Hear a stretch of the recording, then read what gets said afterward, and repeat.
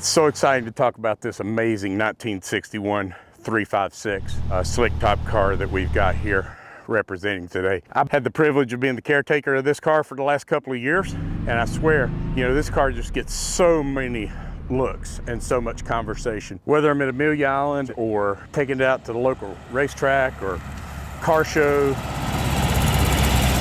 You know, this car is unique in that it's an original Reutter-body T5 car. Has been updated with a 912 engine. It's got Super 90 cams. Putting out some decent horsepower, well over 100 horsepower.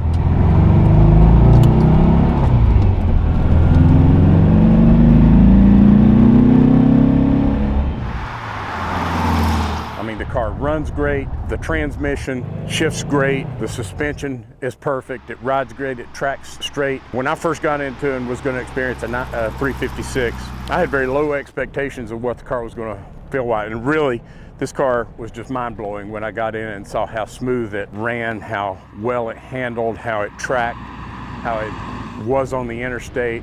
I was worried about getting passed by the semis, but I've had this car on several long road trips, and it just has never let us down. My wife even drove it to Amelia Island from Savannah, and the car just did great.